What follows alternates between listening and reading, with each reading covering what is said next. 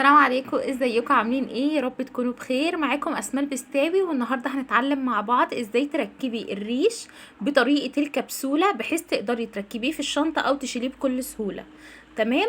احنا اتعلمنا قبل كده في فيديو ازاي تركبي الريش ده خياطه على طول في القلاب بتاع الشنطه، لكن النهارده هنتعلم ازاي تركبيه بكبسوله، بحيث العميله لما تطلبه منك تقدر ان هي تركبه لو عايزه تلبس الشنطه بيه، او تشيله بحيث انها تلبس الشنطه ساده خالص ما فيهاش اي حاجه. يلا بينا نبدأ ونشوف الخامات مع بعض، وما تنسوش اللايك عشان يرفع الفيديو وناس كتيرة تشوفه وتستفاد منه بإذن الله. اول حاجة انا معايا الشنطة هي خالصة خالص. بعد كده هبتدي ان انا اشوف الخامات اللي انا محتاجاها. معايا هنا الريش ده بيتباع بالمتر، انا معايا هنا نص متر، وطبعا ده بناء على مسافة الشنطة او الحجم اللي انا محتاجاه. طبعا هي تاخد ربع متر بس انا هستخدم نص متر لان انا عايزاه يبقى دبل والريش يبقى مليان شوية. كمان هستخدم الكباسيل. عايزة اقولكم الكباسيل دي اساسا بتاعت هدوم، تمام، مش بتاعت اصلا شنط، بس انا هستخدمها بما ان هي دي المتاحة قصادي. بتاعت الشنط بتبقى بلاستيك كده خفيفة، لكن دي بتبقى معدن، في منها الفضي وفي منها الاسمر، وانا استخدمت الاسمر النهاردة علشان الشنطة بتاعتي لونها اسمر. هستخدم كمان خيط خياطة عادي اللي هو القطن، وكمان ابرة، وهستخدم كمان خيط سنارة مقاس 50. تمام. يبقى هي دي كل الحاجات اللي انا هحتاجها كده في البداية علشان ابتدي ان انا اشتغل. اول حاجة ببتدي كده ان انا افك. طبعا كل قطعة من دي بتبقى فيها 6 كبسولات، تمام. انا هحتاجهم او ممكن احتاج 7. اهم حاجة تاخدي بالك من الشكل بتاع كل كبسولة، يعني هي بتبقى وش وظهر كده. عايزاكي تاخدي بالك عشان اهنه اللي هنختاره يتركب في الريش، واهنه اللي هنختاره يتركب في القلاب بتاع الشنطة. دي نقطة مهمة جدا.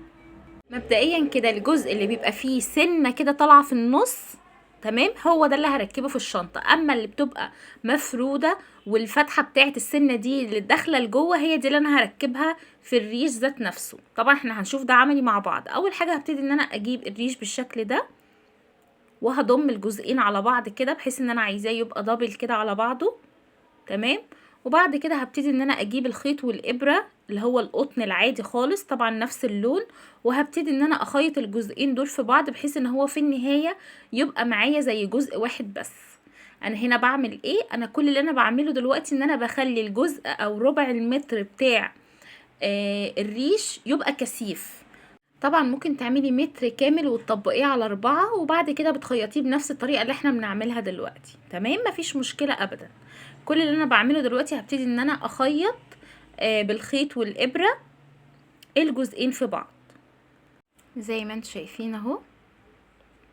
ببتدي ان انا الضم الخيط. بعد كده عملت زي جزء كده عشان الخيط بس ما يفلتش مني.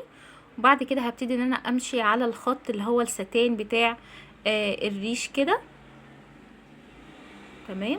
خياطة عادية خالص زي اللي بتخيطيها لأي حاجة، ولا فيها شكل معين ولا اي حاجة خالص. بصوا اهو بخيطها كده بحيث ان انا اضم الجزئين على بعض. طبعا لازم وانتي بتشتغلي الجزء ده تاخدي بالك ان الخيط ما يشدش الريش معاه، فهماني؟ لان لو شد الريش ده بيبقى خفيف جدا وممكن يتقطع بسهولة، يعني فهماني؟ فاحنا مش عايزين كده. فحاولي على قد ما تقدري ان انتي تخيطي، وفي نفس الوقت الخيطة اللي بتتشد في النهاية دي تبقى بعيدة عن الريش. اهو بصوا الجزئين اهو بضمهم على بعض، وببتدي ان انا اخيط بالشكل ده، تمام. بالنسبه للابره اللي انا مستخدماها ابره رفيعه قوي، بيكون اسمها ابره سنيوره، علشان بتبقى رفنوعه قوي، يعني ما تبينش معاكي الخيط ولا تبين معاكي تبقى صعبه، لا، تمام، بتبقى بالشكل ده. وبعد كده هخيط الجزء ده كله ونشوف مع بعض هنعمل ايه. وزي ما انتم شايفين كده خلاص انا خلصت الجزء بتاعي ده، وبقوا بالنسبه لي قطعه واحده، تمام. بعد كده معايا نفس الخيط اللي انا شغاله بيه، انا ما نهيتهوش، وهبتدي ان انا اخيط الاجزاء بتاعه الكبسوله. لكن قبل ما اعمل الخطوه دي واخلصها لازم احدد الاماكن اللي انا محتاجاها الاول على الشنطه، علشان لازم كل جزء يبقى قصاد الجزء بتاعه مظبوط بالملي. هعمل ايه يعني دلوقتي؟ زي ما انتم شايفين انا اصلا مركبه اجزاء اهو، بصوا على اطراف القلاب، وهقول لكم طبعا احنا ركبناها ازاي اهو. بصوا يعني انا ماشيه سطر معين او خرزه معينه واخداها صف، وبعد كده واخداها بالعرض، وبعد كده هكملها، تمام. اعتبروا ان انتوا مشفتوش الكبسولات اللي انا عاملاها دي خالص، واحنا هنبتدي من اول وجديد. معايا هنا خيط مقاس 50 وممكن برضو تستخدمي مقاس 40، مفيش مشكله. كل اللي انا هعمله هبتدي ان انا اجيب القلاب قصادي كده، وادي معايا الاجزاء دي اللي هي على الاطراف، وهاجي على الصف التاني على طول من الخرز، يعني تاني صف خرز هو اللي هشتغل عليه. تمام اهو. بص انا شغاله فين، هاجي على دي اللي هي دي اول واحده خالص اهي، هبتدي ان انا اعدي فيها طرف الخيط عادي جدا. طبعا انا خدت جزء من خيط مقاس 50 وهبتدي ان انا اعدي في الخرزه بالشكل ده.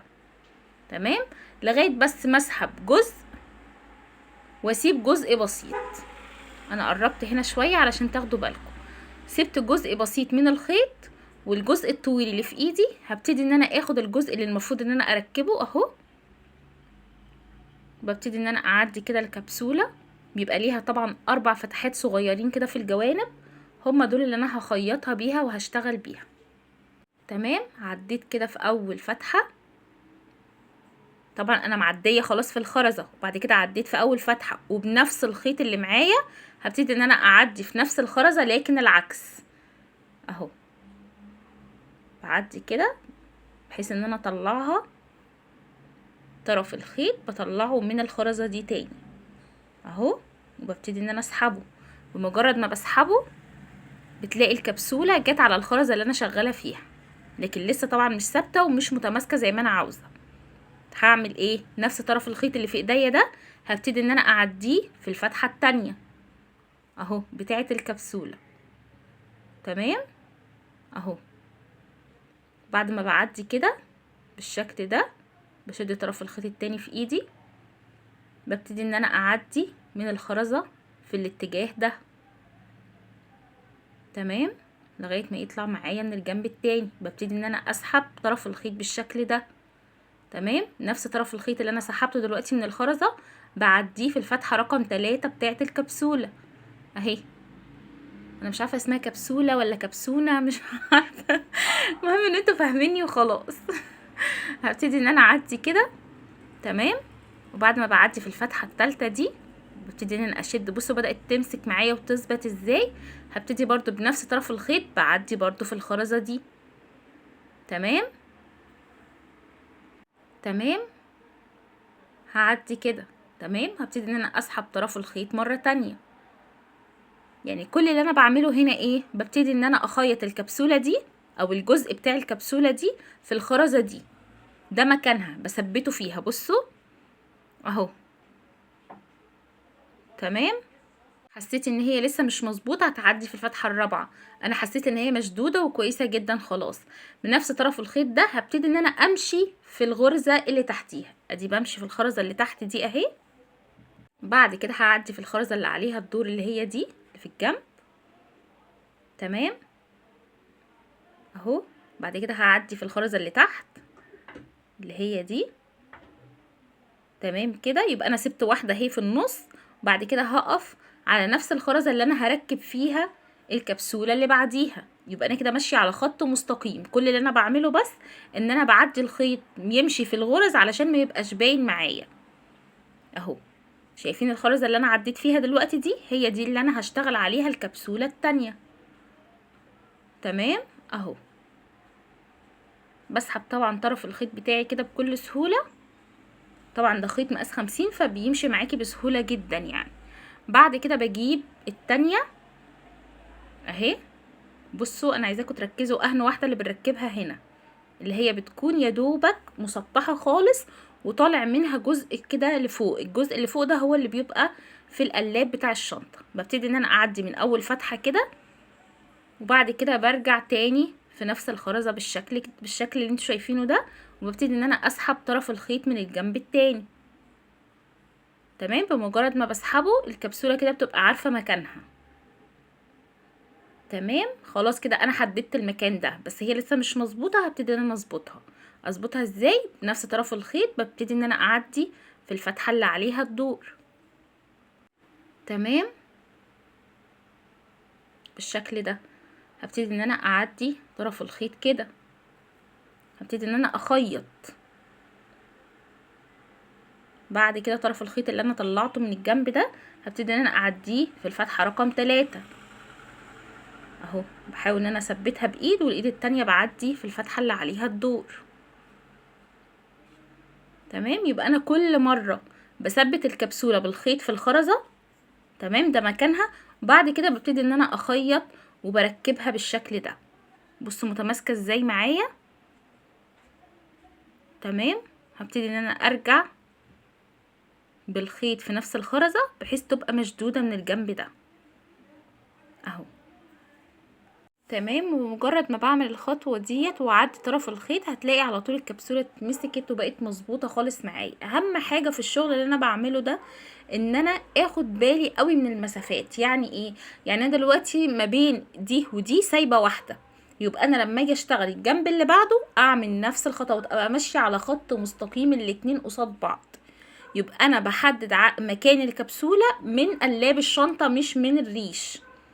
تمام، انا عملت 2 اهو، وهمشي برضو بالخيط بتاعي لغاية ما اجي على المكان اللي انا عايزة اعمل فيه.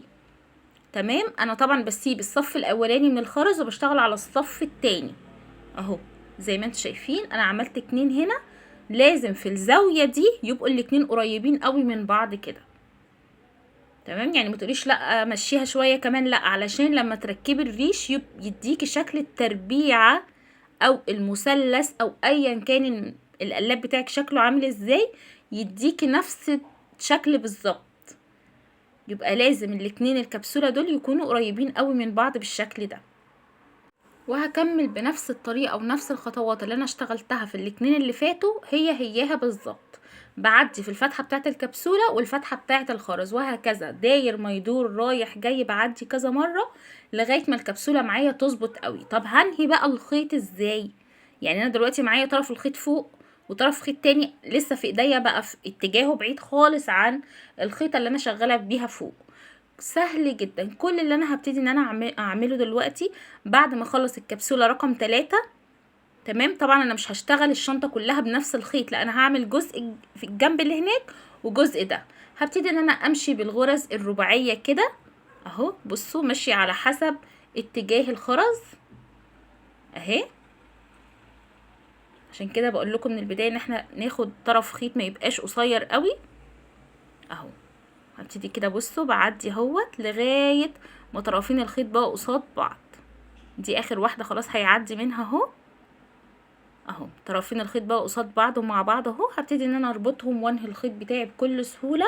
تشطيب الشغل ممتاز حلو، مفيش عقد باينة، مفيش فتلة خيط معدية كده جارية لوحديها كده ما بين الغرز ولا اي حاجة من الكلام ده. تمام، هبتدي ان انا اربط الخيط بتاعي كويس جدا 5 ربطات ولا حاجة، لان طبعا ده خيط مقاس 50 فبيكون رفيع جدا. وبعد كده بساوي الخيط بتاعي وبعد كده بعديه في اقرب خرزة قصادي. بعدي طرفين الخيط كده في اقرب خرزة قصادي. تمام، بعد كده ببتدي ان انا اشد طرفين الخيط دولت، فبالتالي العقدة او الربطة اللي انا عملتها دي هتتدارى في الخرزة دي زي ما انتم شايفين. وهبتدي ان انا اقص الخيط بتاعي. تعالوا بقى نبص كده. بصوا ده اختراع يا كوتش زي ما بيقولوا. الكبسولات اساسا دي بتاعه الشنط بتبقى شكل معين وبتبقى لونها بلاستيك كده وشفاف والكلام ده كله. فانا لما شفت المعدن دي قلت طب وليه ما استخدمهاش، هتبقى حلوه. فعشان كده جبت الاسمر لان الشنطه لونها اسمر، والفيت دي بقى لاي لون تاني من الالوان عادي خالص.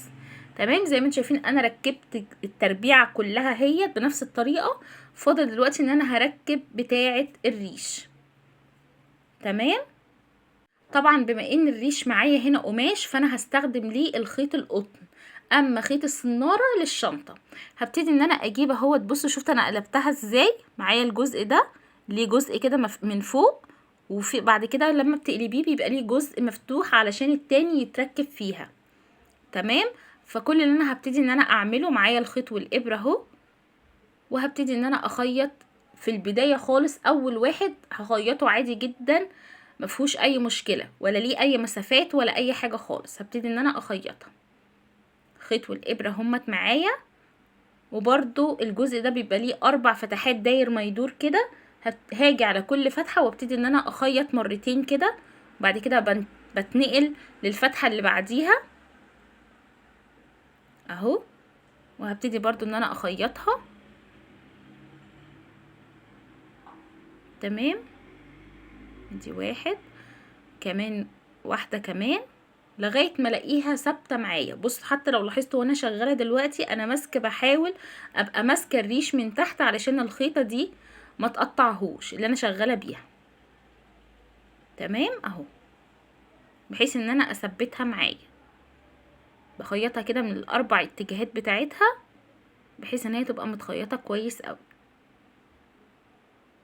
تمام تمام كده، نفس الطريقة اللي عملت بيها الشنطة هياها الطريقة اللي بعمل بيها الكبسولة هنا. مفرقتش حاجة خالص، فرقت بس ان الخيط اللي انا مستخدماه مختلف. تمام تمام. بعد كده معايا بقى الجزء اللي انا لسه مخيطاه، هبتدي ان انا اركبه في اول واحدة اهي. اول واحدة معايا في الشنطة ودي اول واحدة معايا في الخيط او في الريش. هبتدي كده ان انا اركبها اهي. حاول ان احنا نقرب شوية عشان تشوفوا اهي. بصوا شكلها اهي، والتانية اهي. هبتدي كده ان انا اقفلهم على بعض. شايفين؟ خلاص كده هي اتركبت معايا. ليه انا بعمل كده؟ طب ما اخلص كله لا، انا بعمل كده عشان انا همشي على عدد ومسافات واماكن الكبسولة اللي انا عاملاها على القلاب، على الخيط او على الريش. دلوقتي انا ماشية اهو. بصوا حددت، هو ده الجزء اللي محتاج واحدة تتركب هنا. حلو قوي. طبعا انا معايا الخيط ما قطعتهوش ولا حاجة. هبتدي ان انا امشي كده على القطعة الستان، خياطة عادية خالص اهي. تمام، لغاية لما الاقي نفسي واقفة فين؟ واقفة في نفس المكان اللي انا محتاجة اركب الجزء التاني من الكبسولة اهو. تمام، هو ده الجزء اللي انا محتاجاه، وهو ده المسافة، وهي دي المكان اللي انا محتاجاه. حلو قوي اهو. ابتدي ان انا امسكه بايديا كده. ايوه مظبوط، خلاص مظبوط. هبتدي بقى ان انا اخيطها برضو بنفس الطريقة اللي انا خيطت بيها الكبسولة اهو. تمام، كل فتحة اهي بعدي فيها وبخيطها بالشكل ده اهو. بعدلها على عدلة ايدي كده. ممكن تفك الكبسولة اللي احنا لسه عاملينها عقبال ما تخيطي وترجعي تاني. يعني انا اهم حاجة عايزة اوصل لها في الجزء دوت ايه؟ عايزة اوصل ان انا اخد المسافات مظبوطة. فاهميني؟ فعشان كده هبتدي ان انا اركب كل كبسولة بعملها في مكانها بحيث ان انا اعرف مسافة او اللي بعديها هتبقى فين بالظبط. فانا بيني وبينكم انا ما فكتش، انا تنيت ماشية بالنظام ده لغاية ما خلصت الجزء ده كله بنفس الطريقة. يعني انا كل ما بخلص كبسولة بركبها في صاحبتها اللي هي في القلاب، وبعد كده بشوف المسافة اللي بعد كده والتانية هتبقى متركبة فين واخيطها بنفس الطريقة. تمام، فاهميني؟ على فكرة الموضوع سهل مش صعب، بس هي الفكرة كلها بس في المسافات تبقى مظبوطة، وتبقي فاهمة الفكرة جاية ازاي، وتبقي عارفة اهنو الوش من اهنو الظهر. بصوا اهي مظبوطة اهي. هبتدي برضو ان انا اركبها. بصوا اهي، ادي الوش وادي الظهر. هيبدأوا ان هما يتركبوا كده. كلام مظبوط قوي وتمام. ولو لاحظتوا انا ما بدأتش الريش من القلاب من جوه، لا انا عملت الجزء الخارجي او التربيعة اللي هتبقى باينة بس في واجهة الشنطة. تمام، دلوقتي بدأت برضو ان انا اخيط اهو. بمشي في الخيط كده على الستان لغاية ما اوصل للجزء اللي انا محتاجاه اهو. هو ده الجزء اللي انا محتاجاه. هبتدي ان انا اجيب الجزء اللي انا محتاجة اركبه، وهركبه في الجزء او في المسافة اللي انا وقفت عندها المظبوطة. تمام، عايزة أكد على الناس اللي بتسأل على الخامات وعلى الحاجات دي. كل الخامات بفضل الله متاحة من خلال صفحة القناة فيسبوك. هسيبها لكم في أول تعليق مثبت، بحيث لو عايزة الكباسيل، عايزة الريش، عايزة الخرز، أي خامة بتظهر معايا في الفيديو ده أو غيره متاحة بفضل الله من خلال صفحة القناة فيسبوك، ومتاح شحن لجميع المحافظات. ولو مش بتعرفي توصلي اكتبي بس اسماء البستاوي، انا يعني مسهله الدنيا عليكم قوي. اكتبي اسماء البستاوي بالعربي على الفيسبوك هظهر لك بكل سهوله. مفيش حد اسمه اسماء البستاوي غيري تقريبا. تمام، زي ما انتم شايفين انا مشيت على نفس الخطوات اللي احنا اتكلمنا عليها دلوقتي، وهو ان انا معايا قطعه الريش او الستان بمشي على نفس المسافات لغايه ما خلصتها.